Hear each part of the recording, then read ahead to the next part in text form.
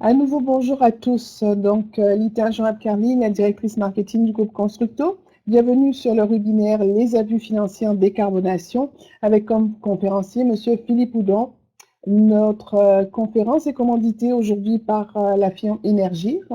Si vous avez des questions pour les formateurs, nous vous invitons à les écrire, s'il vous plaît, dans le clavardage et Monsieur Houdon y répondra à la fin de sa présentation, lors de la période des questions. À la fin du webinaire, vous recevrez un bref sondage de satisfaction à remplir qui vous permettra également de recevoir la présentation PowerPoint de la conférence. C'est avec un grand plaisir que je laisse la parole à notre conférencier, Monsieur Philippe Houdon. Bon webinaire à tous. Bonjour à tous, bienvenue à la présentation sur les appuis financiers en lien avec la décarbonation. Merci à Boisvert et à Énergie pour avoir organisé l'activité et pour avoir commandité l'activité. Pour ceux qui ne me connaissent pas, je me présente, Philippe Hudon, président fondateur d'Aconavia. Dans le fond, je suis un expert qui travaille dans le domaine de l'efficacité énergétique et de la décarbonation au niveau des parcs immobiliers multirésidentiels, commerciaux ou industriels depuis plusieurs années, depuis 2005. Fait que j'ai navigué à travers les différentes pratiques du marché. J'ai vu évoluer autant les programmes de subvention, la façon de travailler dans le domaine et les différentes pratiques.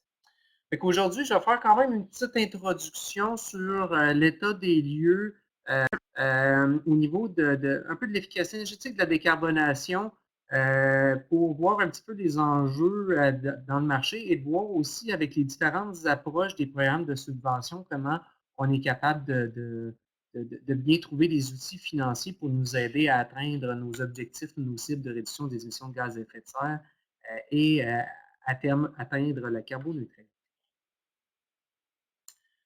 Je commence par une petite diapositive sur le dernier rapport du GIEC. On sait aujourd'hui donc déjà certains impacts du changement climatique. Ce qu'on parle au niveau des émissions de gaz à effet de serre, on parle de cesser d'augmenter nos émissions de gaz à effet de serre d'ici 2025 et de réduire de moitié les émissions d'ici 2030, qui est quand même assez ambitieux. En sachant qu'aujourd'hui, les émissions de gaz à effet de serre, on a de la misère justement là, à contrôler leur augmentation. Ce qui demande aussi, au point de vue mondial, de laisser 1250 à 5000 milliards de dollars d'énergie fossile dans le sol. Ça voudrait dire de ne pas l'exploiter.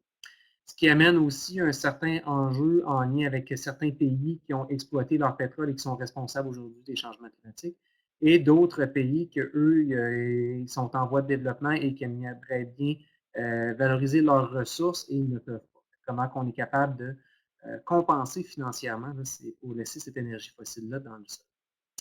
Une des bonnes nouvelles, c'est qu'aujourd'hui, pour réduire la moitié des émissions de gaz à effet de serre, ça coûte environ 125 $ la tonne.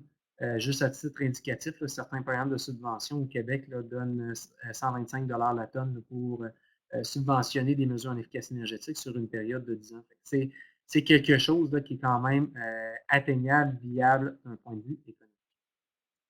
Et le dernier point que je trouve fort intéressant, c'est aujourd'hui toutes les décisions qu'on prend, que ce soit au niveau de la nouvelle construction, que ce soit au niveau du maintien d'actifs ou du remplacement d'équipements existants, c'est lorsqu'on achète, lorsqu'on bâtit un bâtiment, lorsqu'on achète un bien, bien, on vient verrouiller souvent sa performance énergétique et ses émissions de gaz à effet de serre. Si je fais un peu la comparaison au niveau du transport, si j'achète un véhicule à essence, pendant toute sa durée de vie, pour les 10-15 prochaines années, il va émettre des gaz à effet de serre lorsque je vais me déplacer. Je ne pourrai pas le remplacer dans 3-4 ans pour réduire son empreinte environnementale. Il va être bâti, il va être disponible sur le marché. L'aspect de verrouillage, on peut le voir aussi dans les bâtiments lorsque je remplace une centrale thermique par des équipements qui ne sont pas performants ou qui émettent des gaz à effet de serre, je ne pourrais pas remplacer ces équipements-là dans 5 ans, dans 10 ans, dans le même principe quand je bâtis un bâtiment avec une enveloppe de bâtiment à faible résistance thermique. La mauvaise performance de cette enveloppe-là va être bonne pour les prochaines années, les prochaines décennies. Au niveau des coûts des changements climatiques, j'ai sorti un chiffre qui est assez énorme juste pour montrer que Oui, il y a un coût à faire ces changements-là, mais en même temps, il y a un coût à ne pas les faire. Fait que, je pense qu'on a l'obligation de passer à l'action. Et ce qui est le fun aujourd'hui, c'est qu'on voit qu'il y a une multitude de programmes d'appui financier qui viennent nous aider. Et de plus en plus, je sens une mobilisation là, du monde de la finance qui viennent supporter là, les projets de décarbonation. Ce qui m'amène à ceux qui n'ont jamais vu ces trois lettres-là, c'est une thématique quand même assez actuelle et ce que je vois dans le marché aujourd'hui, c'est que les gens sont très, très surpris à laquelle la pression en lien avec les politiques ESG s'exerce dans le monde économique. Fait que, dans le fond, les politiques ESG, c'est de bâtir au sein des entreprises une politique qui soutient on pourrait dire, une certaine responsabilité environnementale, autant aussi de notre impact social et de la gouvernance de l'entreprise. De plus en plus, les grands financiers, les grandes entreprises sont en train de bâtir leur politique ESG et souvent, ce qu'ils exigent, c'est que leurs fournisseurs aient une politique ESG pour qu'ils puissent travailler avec eux. Souvent, dans la portion E, on va viser une réduction des émissions de gaz à effet de serre, voire même l'atteinte de la carboneutralité. Je compare ça un petit peu à une tour de Ponzi où, dans le fond, un fournisseur qui décide dans sa politique ESG d'exiger certaines cibles environnementales et d'avoir une politique ESG à ses fournisseurs, souvent, ça fait un effet cascade, là, vraiment comme un peu une tour de Ponzi. Fait qu'il y en a, quand on a commencé à parler dans le marché de politique ESG, ben, il y en a plusieurs qui pensaient que c'était une mode. Puis j'aime bien comparer un peu Kodak qui pensait que l'appareil photo numérique allait être une mode, que les gens allaient être attachés au matériel photo. Ben, je me demande aujourd'hui qui a un Kodak dans ses poches. Je pense que la majorité des personnes aujourd'hui utilisent des appareils photo numériques, mais c'est un petit peu le même principe avec les ESG avec la crise environnementale aujourd'hui qui exerce et la pression sur les entreprises. Ce qu'on voit, c'est que même là, il y a quelques années, il y a un fonds aux États-Unis d'investissement BlackRock qui avait dit que les entreprises qui n'auront pas de politique ESG, à terme, ce sont des entreprises à fort risque de faire faillite, donc des entreprises pas intéressantes dans lesquelles investir. C'est pour ça qu'il y a une énorme pression du monde de la finance pour que les entreprises adoptent ce type de politique et par la bande aient des cibles de réduction des émissions de gaz à effet de serre, voire d'atteindre la carbone. Au Québec aujourd'hui, on a toujours vécu dans une abondance au point de vue des ressources, que ce soit autant des ressources énergétiques que ce soit des ressources au niveau de l'eau, au niveau des ressources naturelles. On était habitué dans une abondance, alors qu'aujourd'hui, on le sait, dans le fond, les ressources sont limitées.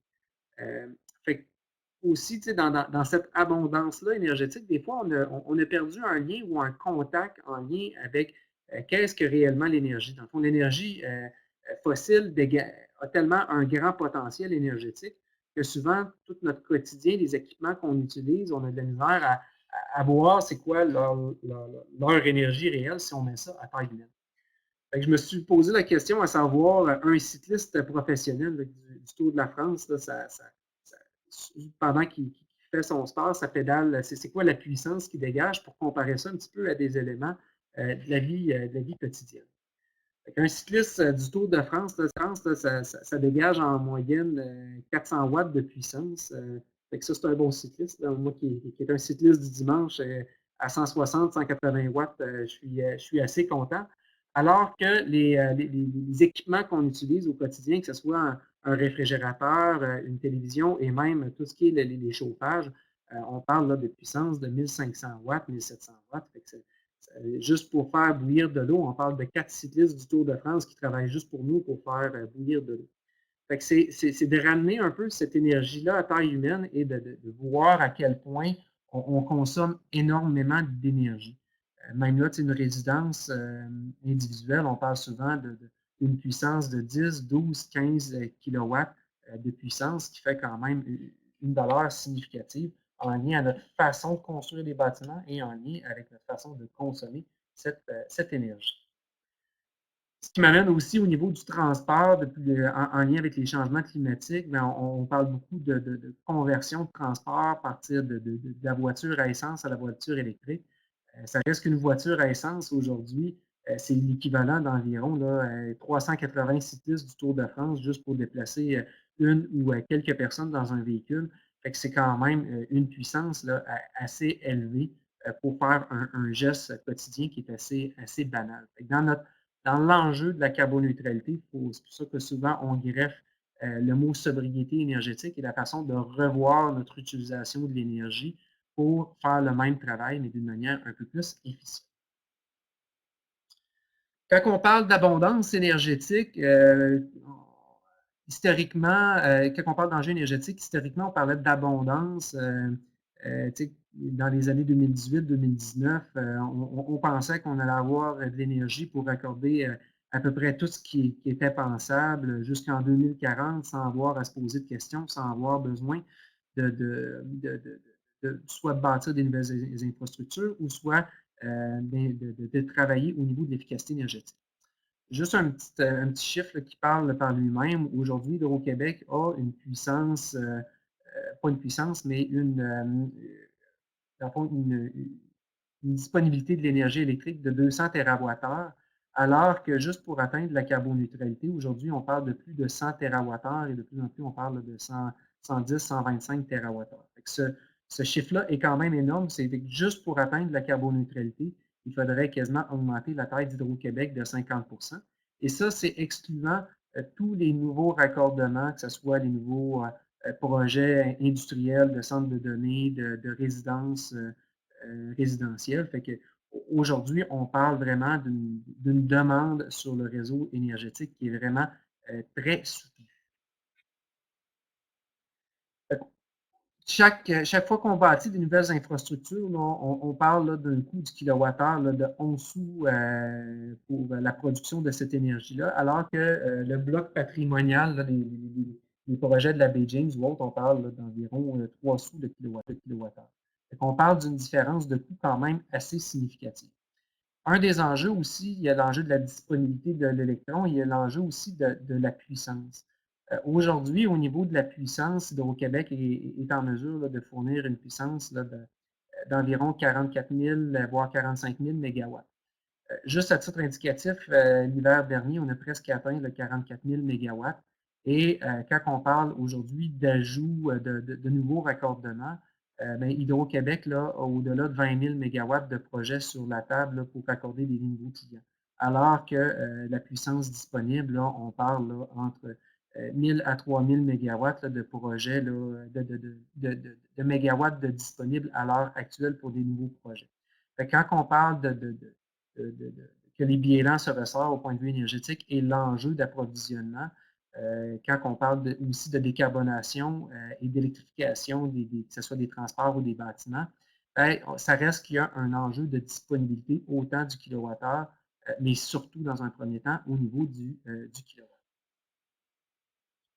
Il y a quelqu'un qui me parlait à un moment donné que pour 5 projets de décarbonation à travers le Québec, là, pour des projets industriels, pour 5 projets, c'était l'équivalent de la Romaine qui a pris plusieurs années à bâtir. Quand on parle de décarbonation, il faut vraiment regarder ça dans un œil d'efficience et dans un œil aussi de s'assurer de ne pas trop solliciter le réseau en période de pointe. On sait que les périodes de pointe au Québec se passent principalement en hiver, étant donné qu'on chauffe beaucoup à partir de l'électricité. Et souvent, les périodes de pointe se situent soit entre 6 à 9 heures et entre 16 et 20 heures le soir. L'objectif d'Hydro-Québec et du gouvernement, c'est de s'assurer d'essayer de diminuer ces périodes de pointe-là, soit avec des outils, des incitatifs financiers, soit à l'aide de tarification dynamique qui pourrait voir le jour dans les prochaines années. Au niveau de la stratégie, ici, pas de la stratégie, mais de la consommation énergétique du bâtiment au Québec, on voit que pendant l'hiver, on a besoin d'importer de l'énergie, les bandes en bleu, alors que pendant la période estivale, on est apte à vraiment exporter de l'énergie sur d'autres marchés, dont le marché des États-Unis.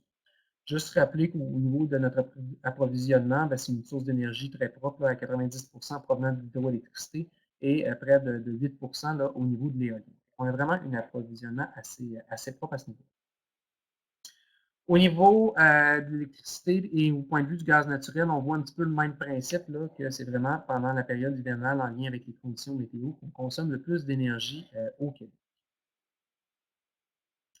Au niveau du gaz naturel, juste pour bien comprendre la structure en lien avec la décarbonation, parce que aujourd'hui, on a de la misère à voir, à rendre perceptible l'impact de la taxe carbone au niveau des bâtiments. Au niveau du gaz naturel, il y a différentes façons il y a une grille tarifaire. Les prix qui ne fluctuent plus, c'est généralement la molécule qu'on achète sur le marché qui est soumise aux lois du marché. Et le deuxième critère, c'est ce qu'on appelle l'ASPED, le système de plafonnement et d'échange des droits d'émission. Ce coût-là est directement en lien avec tout ce qu'on parle au niveau là, de la taxe carbone sur le marché. Un des points importants à comprendre en lien avec la taxe carbone n'est pas un droit, c'est pas une compensation de nos émissions de gaz à effet de serre, mais c'est vraiment un droit d'émettre des polluants dans l'atmosphère. Aujourd'hui, le marché est un petit peu comme, si on le voit assez simple, c'est qu'un émetteur B qui aurait fait plusieurs mesures de réduction des émissions de gaz à effet de serre pourrait être sous son plafond et de mettre sur le marché ces crédits-là. Et l'objectif, c'est que les émissions allouées année après année, on vise à réduire la quantité d'émissions disponibles pour mettre une pression sur les coûts du carbone, dans le fond, pour s'assurer que tous les acteurs diminuent leurs émissions de gaz à effet de serre et qu'à terme, on crée un certain achalandage pour les crédits disponibles. C'est à ne pas confondre avec les crédits carbone qui visent vraiment à compenser nos émissions de gaz à effet de serre, à l'inverse des droits d'émission ou de la SPED qui vise dans le fond, c'est qui a été plus un droit d'émission des gaz à effet de serre, un droit d'émettre des émissions de gaz à effet de serre pour les grands consommateurs. Au niveau de la taxe carbone, depuis le milieu des années 2021, on voit qu'on a quitté le prix plancher. Fait qu'on voit la barre grise, c'est le prix plancher du carbone, alors que lors des ventes aux enchères qui se déroulent 4 fois par année, on voit ici que le prix a décollé du plancher. Et étant donné que justement, il va y avoir une certaine baisse du droit d'émission et même le gouvernement provincial vise à réformer un peu la taxe carbone pour justement réduire la quantité d'émissions, on s'attend à ce que ce prix-là augmente significativement. Au niveau du fédéral, il y a déjà un prix plancher qui a été ciblé, qui augmente de 15 la tonne année après année, pour atteindre une cible de 170 la tonne en 2030. Qu'est-ce que ça représente? C'est qu'aujourd'hui, avec une taxe carbone comme on la connaît autour de 30-35 au Québec, on parle aujourd'hui d'un surcoût d'environ 7 sous du mètre cube de gaz, alors qu'à terme, quand on parle de 170 la tonne, si on atteint ça avec le marché du carbone au Québec, on va parler d'un surcoût d'environ 31 sous du mètre cube, qui est quand même assez significatif dans l'approvisionnement d'énergie. On va avoir un peu le même impact là, au niveau du propane et au niveau du diesel ou du mazout. On s'attend à ce que vraiment tout ce qui est au niveau des frais énergétiques, le coût augmente au-delà de juste le prix de la fourniture ou le prix de l'électron. Le prix en lien avec la taxe carbone, le prix énergétique va augmenter. Sujet de l'heure, le GNR, pour ceux qui ont consulté les médias l'année passée, il y a eu des sorties de certains organismes là, contre, pas nécessairement contre le GNR, mais la façon que l'information peut être transmise. Ça reste que le GNR est un outil aujourd'hui de la décarbonation qui est quand même bien d'intégrer dans ses outils. En gros, le GNR est produit principalement soit à partir de résidus de fabrication, de résidus industriels, soit de fumier, de lisier ou de différentes matières organiques ou biomasse.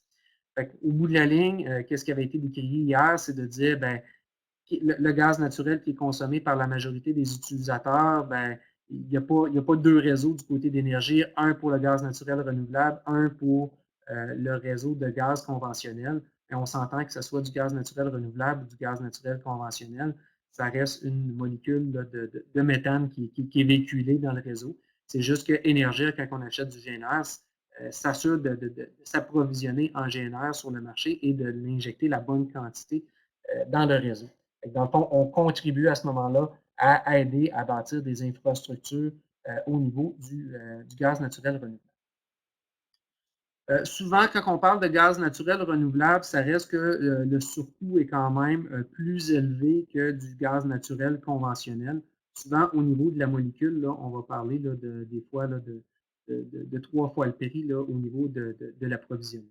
Ça reste que cette source d'énergie-là n'est pas soumise à la taxe carbone, étant donné que c'est une énergie qui est propre, voire au point de vue du pouvoir calorifique, on parle d'une valeur qui est en deçà du tarif, là, ben pas du tarif, mais des émissions d'Hydro-Québec pour la même quantité d'énergie équivalente. Fait que ça reste une source d'énergie très propre. Et l'avantage qu'on peut avoir à utiliser du GNR en période de pointe, c'est qu'au lieu qu'Hydro-Québec ait s'approvisionner sur des marchés où l'électricité va être produite à partir d'énergie fossile, à partir du charbon, ben, d'utiliser des GNR pendant ces périodes de pointe-là, on vient réduire graduellement nos émissions de gaz à effet de serre. Aujourd'hui, on est beaucoup dans une démarche en lien avec la carboneutralité qui est beaucoup en lien avec des incitatifs financiers, en lien avec des moyens qui sont mis en place pour s'assurer que le marché se dirige vers ça. Mais par contre, assurément que la carotte, à un moment donné, le bâton va arriver avec différentes initiatives, que ce soit indirectement en lien avec les règles du marché pour les politiques ESG, mais beaucoup en lien avec le cadre réglementaire et l'augmentation des tarifs énergétiques. Fait que, aussi bien aujourd'hui utiliser ça comme une opportunité d'affaires, une opportunité pour nos organisations pour réduire et ou atteindre la carboneutralité pendant que les leviers financiers sont assez généreux et que d'attendre, en fond, que les réglementations arrivent. Il y a rarement des programmes de subvention pour aider à se mettre à jour au point de vue réglementaire, alors qu'aujourd'hui, il y en a beaucoup pour permettre de s'adapter. Ce qu'on s'attend au point de vue des initiatives, c'est de la divulgation au point de vue de la consommation énergétique des bâtiments et des émissions de gaz à effet de serre, un peu comme on voit aujourd'hui au niveau de la ville de Montréal. Mais on va voir ça à l'échelle de la province. De plus en plus de réglementation aussi au niveau des parcs immobiliers existants et bien sûr de ne pas négliger l'impact des politiques. Un des enjeux aujourd'hui qu'on a, c'est qu'assurément, au point de vue des coûts énergétiques, autant au niveau de l'électricité qu'au point de vue du gaz naturel conventionnel et même du gaz naturel renouvelable, on s'attend à des augmentations de tarifs énergétiques qui ne seront pas celles du passé, mais en fond, historiquement, les coûts énergétiques ont pas mal suivi l'inflation légèrement au-dessus, alors qu'on s'attend dans les prochaines années avec la transition énergétique que ces coûts-là vont augmenter significativement. Surtout aussi du côté, là, malgré qu'au point de vue gouvernemental, il n'y a personne qui veut dire qu'ils vont augmenter les coûts énergétiques, mais inévitablement, on risque d'être obligé de se rendre à ce niveau-là à un moment donné. Ce qui m'amène aussi au point de vue des choix décisionnels aujourd'hui. On regarde beaucoup l'historique quand on regarde les mesures en efficacité énergétique versus si on regarde justement juste d'intégrer l'impact de l'augmentation du carbone, du prix du carbone dans nos modélisations du rendement de nos mesures en efficacité énergétique. Et ne serait-ce que, tout à l'heure, je parlais que les nouveaux kilowattheures qu'Hydro-Québec achète sur le marché ou qui bâtit des nouvelles infrastructures sont beaucoup plus chers. Si on fait une courbe en lien avec ces nouveaux kilowattheures-là qu'on doit ajouter dans le réseau d'Hydro-Québec, on voit que les mesures en efficacité énergétique vont avoir un meilleur rendement financier à long terme, étant donné que le coût énergétique va augmenter significativement. C'est un élément à ne pas négliger lorsqu'on fait la démonstration financière des mesures en efficacité énergétique. Pour les bâtiments existants, c'est de s'assurer un enjeu que je vois, puis tout à l'heure, je parlais du terme verrouillage des émissions de gaz à effet de serre, mais Ce que je vois souvent comme enjeu dans les parcs immobiliers, c'est que les organisations se font des stratégies pour atteindre une certaine cible des émissions de gaz à effet de serre. Ils font faire des audits ou un plan d'action en lien avec une cible de réduction des émissions de gaz à effet de serre de, disons, 37,5 Ils posent des actions en lien avec ça, mais quand on regarde pour amener le parc immobilier à carboneutralité, bien, souvent des actions qui ont été réalisées, bien, quand on va arriver pour atteindre la carboneutralité, souvent, il va falloir retirer ces actions-là. Je donne l'exemple d'une organisation qui pourrait prendre des chaudières conventionnelles à basse efficacité et tout simplement les remplacer par des chaudières à haute efficacité pour réduire les émissions de gaz à effet de serre. Et c'est certain qu'à terme, il va falloir, quand on va penser à la carboneutralité, on n'aura pas le choix d'ajouter des mesures comme de l'aérothermie ou de la géothermie pour être capable de réduire notre bilan de gaz à effet de serre. Fait que si on remplace toutes les chaudières, bien, assurément qu'on vient de verrouiller les émissions de gaz à effet de serre et où, à terme, dans 5 ans, dans 10 ans, quand nos cibles de réduction vont être plus agressives, ben, il va peut-être falloir retirer certaines composantes ou du moins ajouter d'autres composantes supplémentaires. Ce qui m'amène un petit peu pas une vision, mais à la certification ISO 50001 ou à le système de gestion de l'énergie qui s'assure ici de venir mettre des politiques énergétiques à court, moyen, long terme et de s'assurer de venir bâtir une équipe et un plan d'action qui va être conforme à la vision long terme des organisations. Tout à l'heure, je vais parler des programmes de subvention qui encadrent ces mesures. Au niveau des stratégies, surtout dans le domaine, que ce soit même institutionnel et privé, de plus en plus, les organisations ont déjà investi beaucoup en efficacité énergétique et souvent, le retour que j'ai aujourd'hui, c'est on ne voit pas tant dans nos économies l'impact de toutes les mesures en efficacité énergétique qu'on a réalisées. En gros, de plus en plus, ce qu'on va faire, c'est qu'on va établir une stratégie et on va s'assurer de faire une stratégie aussi de suivi énergétique pour s'assurer de bien documenter les économies autant au niveau énergétique qu'au niveau de notre bilan de gaz à effet de serre.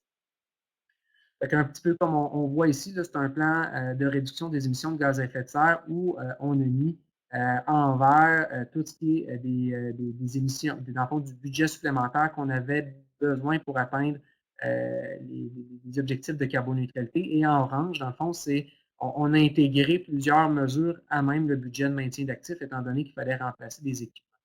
On était capable de réduire l'impact financier de l'organisation en prévoyant les choses en amont et en s'assurant de bien intégrer ça avec le plan de maintien d'actifs. Si je tombe un peu dans le vif du sujet aujourd'hui, les différents programmes d'appui financier, si je présente ça dans un œil un petit peu plus au niveau du parc immobilier existant, j'ai monté un petit peu un organigramme des différents programmes et des différentes façons d'appliquer les programmes. Il y a les programmes dépendamment des organismes, là, le programme de système SGE ou SME, le système de gestion de l'énergie ou système management de l'énergie, basé sur la certification ISO 50001. Dans le fond, les programmes éco-performance et ou Énergie Hydro-Québec vont donner des subventions à ce niveau-là. La même chose au point de vue des audits énergétiques, il va y avoir différents programmes disponibles, dépendamment de notre type de bâtiment, nos sources d'énergie qu'on utilise et dépendamment de la portée. Par la suite, un coup qu'on a, on pourrait dire, bâti notre vision et monté notre plan d'action avec le SGE et les études, là, il va y avoir différents programmes de subvention pour venir supporter nos implantations, nos mesures, de venir supporter tout ce qui est la remise en service des bâtiments, la remise en service qui vise des mesures low cost, et dans le fond, tout ce qui est des appareils efficaces et des programmes ciblés. Au niveau des différents organismes, il y en a plusieurs, je vous dirais les 3, voire 4 les plus communes au Québec, ça va être Énergir, il va y avoir tout ce qui est en lien avec le ministère et pour le programme Éco-Performance et tout ce qui est avec Hydro-Québec. Il y a aussi le fonds Éco-Leader et il y a le fédéral et le fonds vert aussi qui pourraient avoir des programmes là, un peu plus ciblés. Au niveau des stratégies, souvent dans les projets, il faut trouver les personnes ressources là, pour gérer les programmes d'appui financier du début jusqu'à la fin. parce qu'il faut bien s'assurer d'ouvrir les dossiers en amont des projets là, pour plusieurs programmes. Il faut s'assurer d'avoir les bons équipements, de s'assurer que justement, pendant qu'on est en phase de conception, on s'assure de faire les bonnes choses. De s'assurer d'informer les différentes parties des programmes qu'on dépose et de voir si on a besoin d'intégrer des stratégies de suivi énergétique. C'est aussi d'identifier le bon programme dans lequel on va s'intégrer. Parce que comme je disais tout à l'heure, si je regarde au niveau des audits énergétiques, il y a plusieurs programmes, c'est de regarder lequel va bien cadrer là, avec notre programme. Peut-être un point aussi, c'est de s'assurer de bien travailler en collaboration avec les différents organismes, les différents agents, que ce soit chez Énergie, Hydro-Québec, au niveau du ministère, sont là pour travailler avec les différents professionnels, avec les différentes personnes responsables des projets pour être capable d'atteindre des objectifs. Il faut travailler en équipe pour être capable là, de bien atteindre les objectifs au niveau des projets.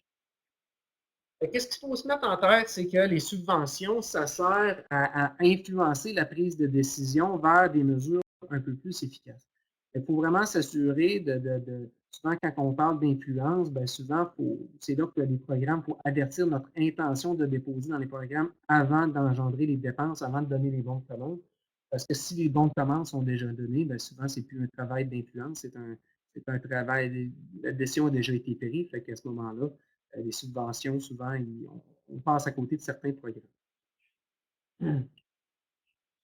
Fait que, garder en tête, d'ouvrir les dossiers avant les travaux.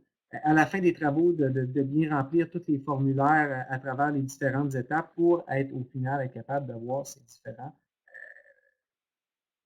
les différents montants de subventions. Fait que, c'est de bien positionner le dossier, de savoir quand ouvrir le dossier, de s'assurer des mesures admissibles selon les différents programmes. Fait que si je regarde rapidement au niveau des programmes de nouvelle construction, il existe des programmes, bien, si je regarde au niveau énergie, ils vont donner jusqu'à 5 du mètre cube économisé par rapport là, au niveau CNEB 2015 Québec, le chapitre 1.1, le code en efficacité énergétique. Et ils vont rembourser là, des frais au niveau de certaines simulations énergétiques. Du côté Hydro-Québec et du côté du ministère, il va y avoir des programmes que je vais parler tout à l'heure un peu plus en détail là, pour être capable d'aller chercher soit des économies au point de vue des kilowattheures, que ce soit avec le programme OSE et ou le volet sur mesure pour Hydro-Québec et de tomber dans les programmes éco-performance avec le ministère. Il existe aussi d'autres programmes qui ne sont pas, pas des programmes en efficacité énergétique, là, mais ici, je ne l'ai pas dans la diapositive. C'est des programmes comme APH Select au point de vue des projets multirésidentiels qui visent justement là, à avoir des taux préférentiels pour les différents projets. Pour les gros développements immobiliers ou pour l'ajout de boucles énergétiques aussi, il y a un programme au niveau du ministère qui permet de payer pour des études de faisabilité pour les boucles énergétiques avec une vision de valorisation de rejet de chaleur. Et par la suite, il va y avoir un volet de subvention pour l'implantation aussi de ces réseaux de chaleur. Le programme a été mis à jour au courant du printemps où différents organismes, là, que ce soit des organismes privés, des organismes publics, peuvent avoir accès à ce financement. Si je tombe un petit peu au niveau des parcs immobiliers existants, tout à l'heure, je parlais d'une des étapes, on peut le voir en mode séquentiel ou non, mais un des critères, c'est, pas un des critères, un des gammes de programmes, c'est tout ce qui est système de gestion de l'énergie. Au niveau de Énergie et d'Hydro-Québec, c'est surtout un volet pour les grands consommateurs, les consommateurs industriels. Là, fait qu'on parle d'au-dessus de 2000 mètres cubes de gaz naturel ou 750 000 et 750 000 et plus du côté d'Hydro-Québec. Ils vont payer autant pour des frais de diagnostic au niveau de la maturité au niveau de la gestion de l'énergie que d'élaborer un plan de système de gestion de l'énergie avec une stratégie de mesurage, une stratégie de reporting, d'avoir des tableaux de bord, des indicateurs de performance et de s'assurer de bien identifier nos différents usages énergétiques significatifs. Et il y a aussi il y a un volet aussi pour tout ce qui est le suivi énergétique là, en lien avec les tableaux de bord, de s'assurer justement d'avoir tous nos indicateurs de performance et de s'assurer d'avoir un bon suivi en continu là, de nos actions. Fait que ça, c'est côté énergie, Hydro-Québec, ça vise un peu plus les projets industriels qui ont quand même une consommation significative d'énergie. Du côté d'Éco-Performance, au niveau du Québec, il y a un programme qui couvre 75% des frais, autant sur l'embauche d'un gestionnaire de l'énergie. Même là, si on vise à atteindre la certification ISO 50001, ce n'est pas une obligation, ça reste quelque chose qui est fortement recommandé, mais et non une obligation. Et aussi, dans le fond, il peut y avoir des subventions pour avoir un consultant qui vient aider pour compenser pour une certaine partie des frais internes et l'ajout d'équipements de mesurage. Il y a aussi un programme de subvention fédérale qui est souvent des appels de candidature qui peut permettre aussi de combler une partie des frais pour aller chercher la certification ISO 50001. On peut aller chercher jusqu'à un maximum de 40 ans. Ici, dans différents programmes qui visent surtout à établir une culture ou une façon de bien gérer l'efficacité énergétique et notre plan de décarbonation au sein des organisations. Ici, un petit plan là, des différents déboursés des programmes de subvention avec les bonifications là, quand on travaille avec les programmes d'énergie et d'Hydro-Québec. Au niveau des audits, juste ici, garder en tête que les programmes d'Hydro-Québec et d'énergie, on peut travailler avec les deux programmes en même temps. Il faut juste que le client paye au minimum 25% des frais de la démarche. Par contre, on n'est pas capable de travailler avec le programme d'énergie et le programme du ministère ici. Ce ne sont pas des programmes qui sont compatibles. Il faut à ce moment-là faire le choix de un ou de l'autre. Au niveau des études énergétiques, il y a différents encore volets de subventions, que ce soit du côté d'énergie ou du côté du ministère. Généralement, on peut couvrir 50% des frais d'études, que ce soit avec énergie, jusqu'à concurrence de 25 000 là, pour les tarifs des 1, des 3, et jusqu'à concurrence de 50 000 pour les tarifs des 4 et des 5. Au point de vue de l'éco-performance, on peut aussi couvrir 50% des frais pour les petits consommateurs et 25 000 dans le fond pour les petits consommateurs et 50 000 pour les grands consommateurs. Et pour une analyse un petit peu plus pointue, complexe, on pourrait même atteindre jusqu'à 75% des frais qui seraient couverts. Fait qu'ici, on n'est pas capable de mélanger les deux programmes ensemble. Au niveau des audits, il y a aussi un programme d'Hydro-Québec lorsqu'on vise à faire des mesures d'efficacité énergétique ou on vise à faire de la décarbonation efficiente. Lorsqu'on va ajouter des mesures en efficacité énergétique qui touchent l'électricité, on va avoir un volet de l'étude qui pourrait être payé à la hauteur de 40%, maximum de 20 000. Et si, dans le fond, il y a plusieurs mesures qui sont implantées dans une période de 3 ans, à ce moment-là, on pourrait avoir 100% de l'étude qui est payée jusqu'à concurrence de 50 000 pour le projet, pour l'audit énergétique. Dans le fond, ici, il y a un potentiel de couvrir 100% des frais de l'étude à partir du moment que le client implante des mesures en efficacité énergétique. Un autre programme qui a manqué de fonds au courant de la dernière année, puis qui présentement est redémarré, c'est le fonds EcoLeader qui permet de couvrir certaines études et plans d'action, voire accompagnement au point de vue de l'implantation de mesures. Encore là, ici, on parle de 75% des frais couverts jusqu'à concurrence de 40 000 $. Si je tombe maintenant dans tout ce qui est implantation de mesures, dans les mesures, il va y avoir des programmes au niveau des bâtiments existants.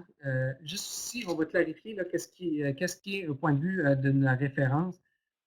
Au niveau du ministère, quand on regarde dans le volet éco-performance, c'est bien important de bien maîtriser tout ce qui est le volet des coûts de projet et des coûts de la mesure. Au niveau des coûts de projet, si je prends l'exemple d'un bâtiment neuf où je dois ajouter une unité de ventilation et au final, je décide d'acheter une unité de ventilation, mais avec un récupérateur de chaleur. Dans mon coût de projet, je dois prendre le total de l'unité de ventilation avec sa récupération de chaleur. Par contre, au niveau du surcoût, je dois regarder, dans le fond, si j'avais installé cet équipement-là sans récupérateur de chaleur, ça aurait été quoi le coût qu'on appelle le coût de référence? Et je viens faire la déduction entre les deux pour déterminer le surcoût. Quand on va calculer les périodes de retour sur investissement pour cet équipement-là, on va utiliser, dans le fond, le surcoût et non le coût de la mesure. Par contre, si à l'inverse, j'ai un équipement qui est encore, dans le fond, bon pour les 10 prochaines années, et je décide, dans le fond, j'ai une chaudière au mazout que je décide de remplacer par un système aérothermique, et à ce moment-là, les coûts de projet vont être égaux au coût de la mesure. Versus si cette chaudière au mazout-là est en fin de vie utile, bien, à ce moment-là, je dois regarder qu'est-ce qui est le budget au niveau du maintien d'actifs pour remplacer cette chaudière-là par une chaudière équivalente versus le coût supplémentaire, le surcoût ici de 300 000, lui, ce serait mon coût que je vais utiliser au niveau de ma demande de subvention. Au niveau des montants, lorsque j'ai, du côté d'énergie, lorsque j'ai une période de retour sur investissement inférieure à 1 an, étant donné que la période est très, très rapide, bien, il ne donne pas de subvention pour ça. Par contre, quand j'ai une période de retour sur investissement entre 1 an à 3 ans, j'ai 30 sous du mètre cube économisé. Et au-dessus de 3 ans jusqu'à 20 ans, j'ai 1 du mètre cube économisé jusqu'à concurrence là, de 175 000 pour les tarifs D1 et D3 et 1 million pour les tarifs D4 et D5. Fait que ce programme-là devrait être bonifié dans les prochaines semaines, prochains mois. Fait qu'assurément, on risque d'avoir un support dans Point Énergie, va continuer à nous supporter là-dedans. Au point de vue d'Hydro-Québec, que ce soit au niveau du volet hausse ou avec le volet sur mesure, on est capable d'aller chercher des subventions pour l'implantation de mesures. Le volet hausse, dans le fond, c'est une liste de mesures qui sont intégrées dans un logiciel développé par Hydro-Québec. Et quand on intègre ces équipements-là, ces composantes-là ou ces mesures-là dans nos bâtiments, le logiciel calcule notre subvention qu'on va avoir pour les projets. Dans le fond, j'ai une multitude de mesures normées à l'intérieur et c'est quand même assez simple pour aller chercher les subventions. Il y a le volet sur mesure qui vise des mesures un petit peu plus complexes ou des mesures un peu moins familières qui ne sont pas dans hausse. À ce moment-là, on peut le déposer dans le volet sur mesure qui va donner l'équivalent entre 30 sous à 45 sous du kilowattheure économisé. Et là, c'est une mesure qu'il faut dédocumenter, il faut s'assurer de faire un programme de mesure et vérification et on va être subventionné basé sur les kilowattheures économisés réels. Au niveau des coperformances, c'est un petit peu comme le volet sur mesure d'Hydro-Québec où on va avoir des subventions avec les économies réelles, dans le fond, suivant le plan de mesure et vérification. Et dépendamment si on est un petit consommateur ou grand consommateur, on va osciller entre 50 la tonne à 125 la tonne. En gros, pour un petit consommateur, on peut avoir l'équivalent de 2,30 du mètre cube de gaz naturel économisé si je respecte les différents critères là, au niveau des coûts admissibles et au niveau des périodes de retour sur investissement. Le programme peut donner jusqu'à concurrence là, de 5 millions là, pour une part de monde. Encore là, il va y avoir des déboursés qui peuvent être faits au courant de différentes phases de projet pour être capable d'avoir les différents montants.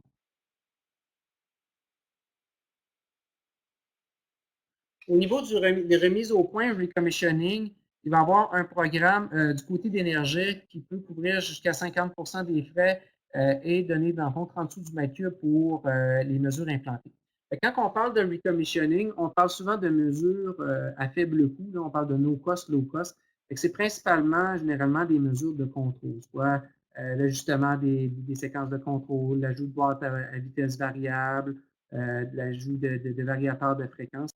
Fait qu'on parle beaucoup d'ajustement au point de vue de points de tout ce qui touche le contrôle du bâtiment. Et dans le fond, du côté du ministère, on est capable aussi d'avoir un programme qui va couvrir 75 jusqu'à concurrence de 100 000 au niveau du recommissioning.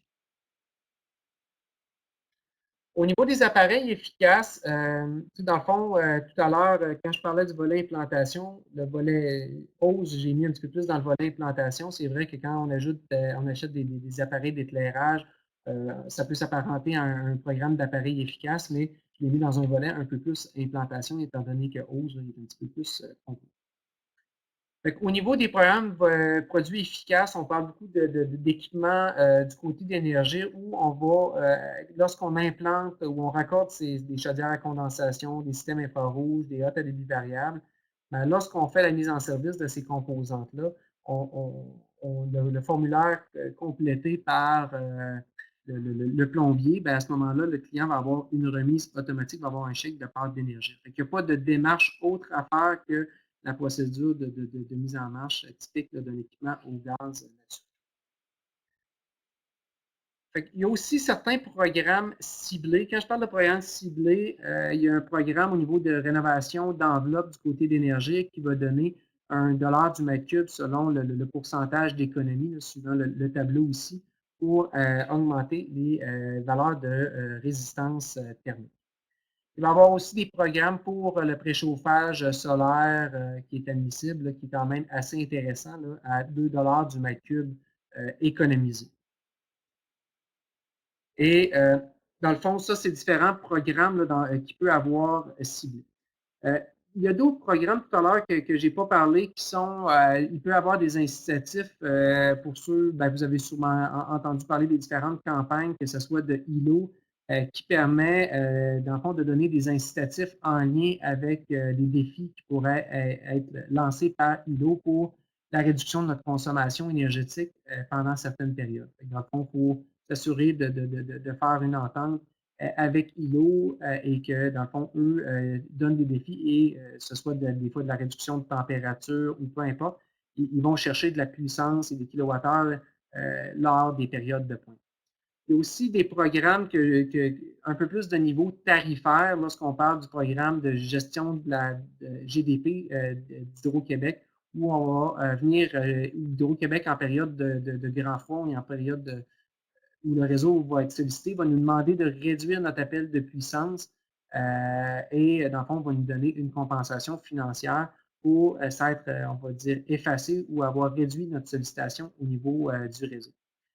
Même là, si on parle de, c'est pas tant des programmes de subvention, mais c'est des nouveaux tarifs. Il y a les tarifications flex d'Hydro-Québec aussi, qui permettent, dans le fond, de faire de l'optimisation tarifaire, qui n'est pas tant un programme de subvention, mais plus une façon de travailler avec les différents tarifs énergétiques pour être capable d'aller chercher des réductions tarifaires.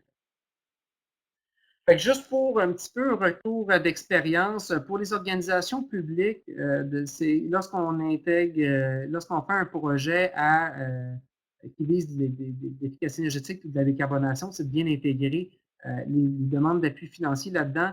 Et parfois, ça peut être complexe pour les fournisseurs de services lorsqu'on voit les appels d'offres, parce que souvent, il y a une grande liste de programmes de subventions, puis souvent, c'est difficile de savoir lequel le projet va être admissible ou non, alors qu'il faut déposer un prix. Puis quand on parle de la loi du plus bas soumissionnaire, c'est difficile de mettre un prix juste là-dessus. Aussi, des fois, pour des projets, on va dire design build ou même des approches un peu plus clés en main où que l'appel d'offres va être lancé, étant donné qu'il y a comme un bon de commande qui est donné pour faire l'implantation des mesures, des fois, ça peut créer certains enjeux là, au niveau des programmes de subvention. Il faut bien définir la stratégie et garder toujours l'aspect humain avec les gestionnaires des programmes. C'est vraiment des collaborateurs qui nous permettent de s'assurer de bien positionner les dossiers des demandes d'appui financier. Un, c'est d'avoir aussi des champions d'efficacité énergétique, le respect des dates limites et de s'assurer de bien maîtriser les différents cadres normatifs des différents programmes.